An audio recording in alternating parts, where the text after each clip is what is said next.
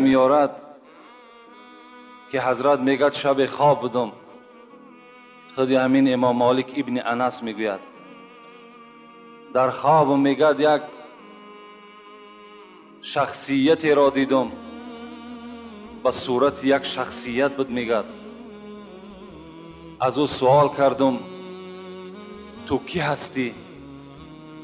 حضرت میگد در جواب گفت من ملک الموت هستم.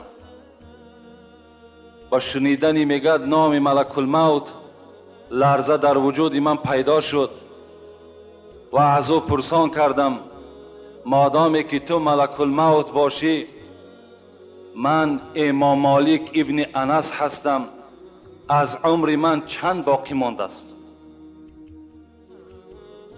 امام مالک میگد ملک الموت میگد چیزی از سخن بر من نگفت، فقط میگد دست چه میگه بلند کرد، همین رقم 5 را بر من نشان داد، اشاره 5 کرد و همین میگد من از خواب بیدار شدم. میگد در تعجب ماندم این اشاره ملک الموتی که بر 5 اشاره کرد، این 5 روز باشد، این 5 هفته باشد، این 5 ماه باشد، این 5 سال باشد.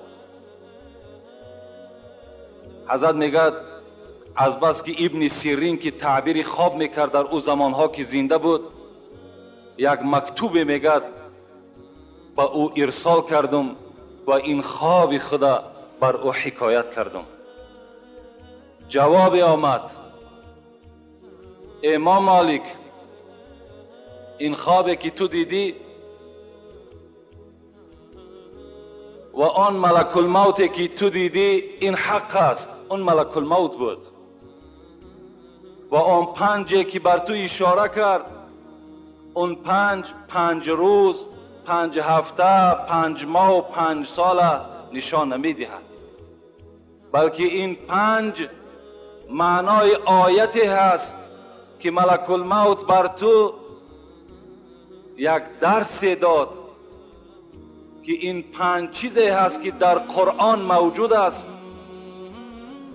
در پاره 29 از قرآن موجود است که این 5 چیز را بغیر خدا گفت ملک الموت کسی نمیداند. این اشاره ملک الموت به سوی تو بوده ای امام. این 5 چیز چی بود؟ و این آیت میگه ابن سیرین در مکتوب با ابن انس، مالک ابن انس ارسال کرد که خداوند در قرآن میگوید اعوذ بالله من الشیطان الرجیم ان الله عنده علم الساعه و ينزل الغیث و یعلم ما فی الارحام و ما تدری نفس ماذا تکسب غدا و ما تدری نفس بأی ارض تموت. صدق الله العظیم. این 5 چیزی که الحال از آیت بر شما خواندم، اینا چی معنا دارن؟ ان الله عنده علم الساعه، ملک الموت اون 5 انگشتی که بر مالک ابن انس نشان داد این بود که یکم قیامت بجز خدا کسی نمیداند که ساعتش کی است، کی قیامت می شود، این خدا میداند. ان الله عنده علم الساعه و ینزل الغیث، باران به فایده انسان میریزد یا به ضرر انسان میریزد، این خدا میداند. و یعلم ما فی الارحام، سیومش در شکم بی مادر اون فرزندی که هست بدبخت است یا نیکبخت، این خدا میداند. و 4م چیزی که این آیت میگوید این است و ما تدری نفس ماذا تکسب غدا، فرزند آدم نمیداند که پگاه به سر او انسان چی آمدنی است. او انسان در مصیبت میزند یا در خرسندی، در قید حیات است یا در قید ممات، این خدا میداند. 5م چیزی که این آیت دلالتی میکند این است و ما تدری نفس بأی ارض تموت، فرزند آدم نمیداند که در کدام سرزمین جان او قبض کرده می شود. این 5 چیزی بود ملک الموت به مالک ابن انس اشاره کردند. مقصد من از این قصه و از این آیت چی هست؟ پدرای عزتمند، برادرانی که همه ما و شما را مرگ انتظار است، در گریبان همه ما و شما کشال است، آویزان است. فقط منتظر است که کدام وقت از جانب خدا امر می شود که قبض کن، همینش انتظاری است. و ما و شما نمیدانیم که آیا تا فردا زنده هستیم یا نه. ما و شما نمیدانیم که تا جمعه دیگر در این مکانی که ما و شما نشسته هستیم اینجا دا کی میشیند؟ آیا من میشینم یا شخص دیگر میشیند؟ آیا زنده هستم یا نه؟ ایرا خدا میداند. از این خاطر این عمری که سرمایه عمر حیات ما و شماست، اینا به قدرش برسیم. چندین غم مال و حسرت دنیا چیست؟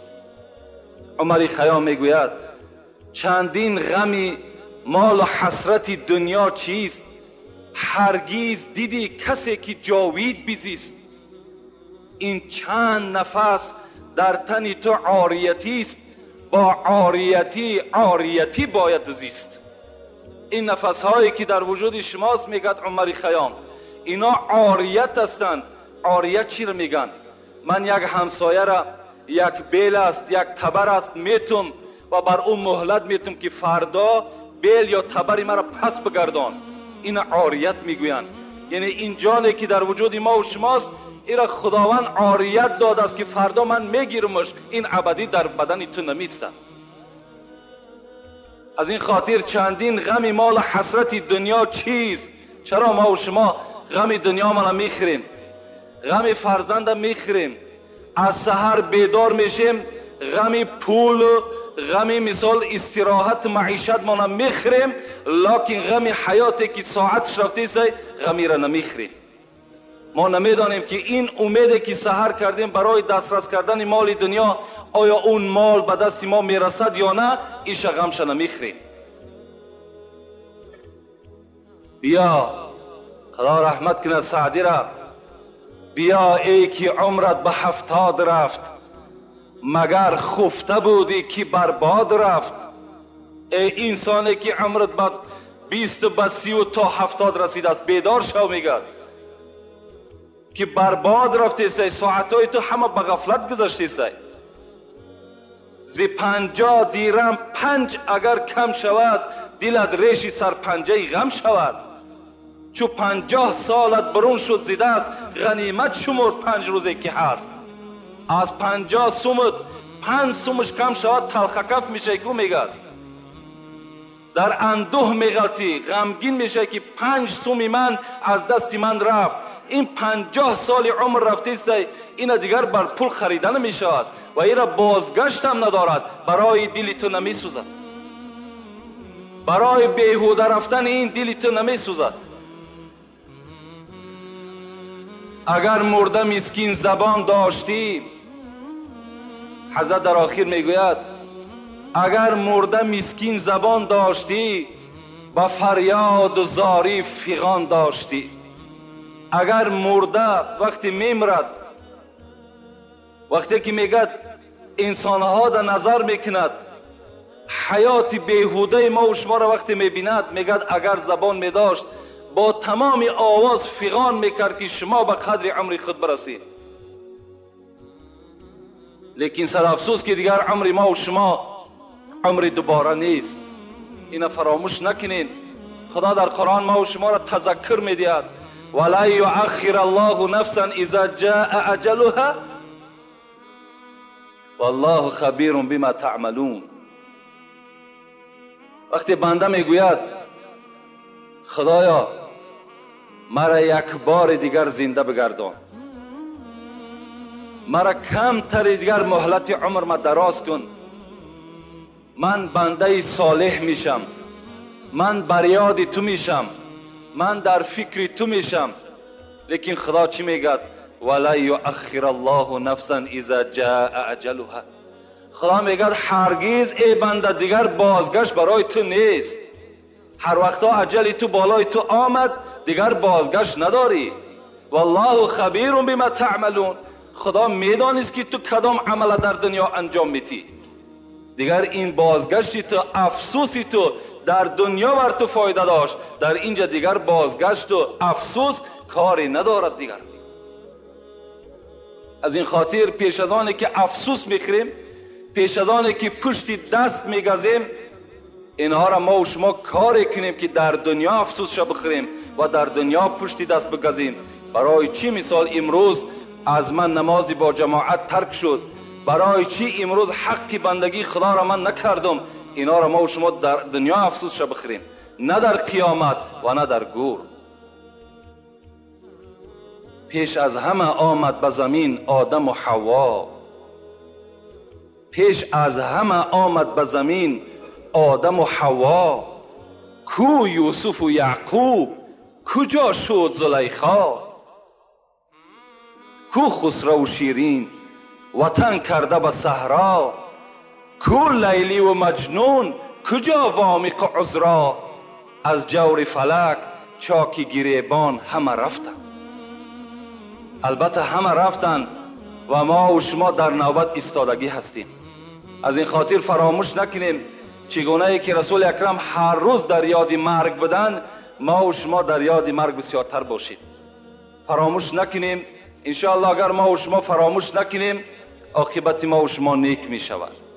بهترین بنده، هوشیارترین بنده همون بنده ای هست که فقط در یاد مرگ هست.